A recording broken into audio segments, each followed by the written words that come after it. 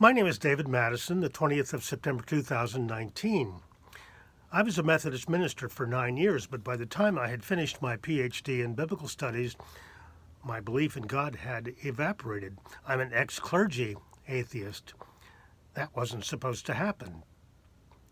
But if you study the Bible too closely, too critically, all of the flaws and defects become all too obvious.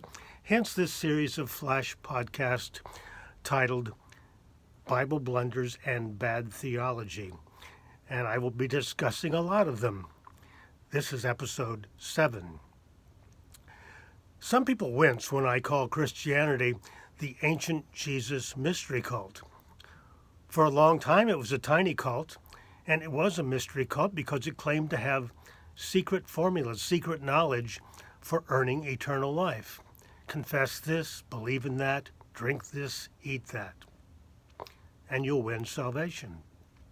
For example, Paul wrote in his letter to the Romans, chapter 10, verse 9, "If you confess with your lips that Jesus is Lord and believe in your heart that God raised him from the dead, you will be saved."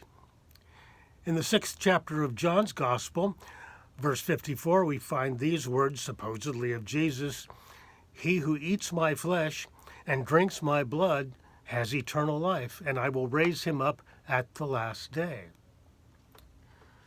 The promise of eternal life was the gimmick, and why are we not surprised? It still works today. Cults demand total loyalty. It's all or nothing, in return for whatever it is they promise, such as eternal life.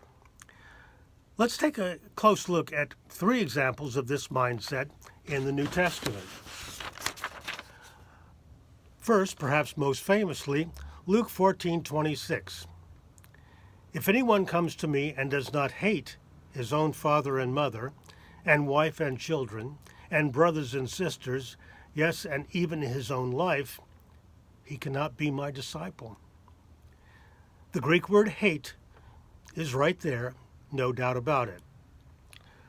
Of course, we have no way of knowing the real words of Jesus. There are no contemporary records, whatever.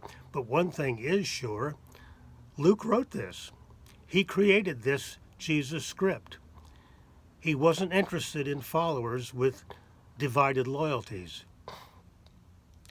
The second text, these are the words of Jesus we find in Matthew 22:37.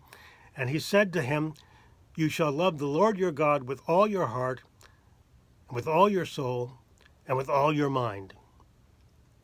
Got that? All, heart, soul, and mind. But who does that? There are some folks who retire to convents and monasteries, which are, especially cults, to give it a shot. But most of the folks in the pews don't even try.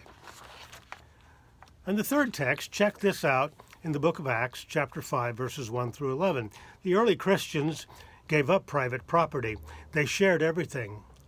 But one couple, Ananias and his wife Sapphira, sold a field, but gave only some of the money to the church.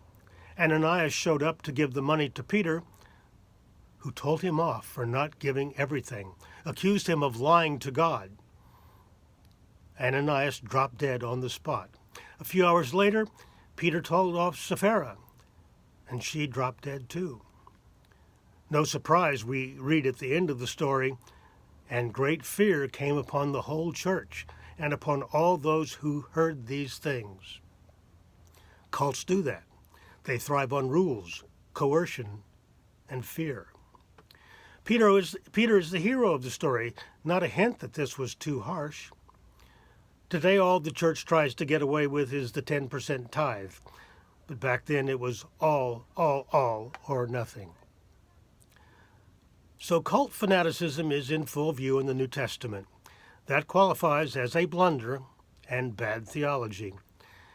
And there are plenty more examples to come.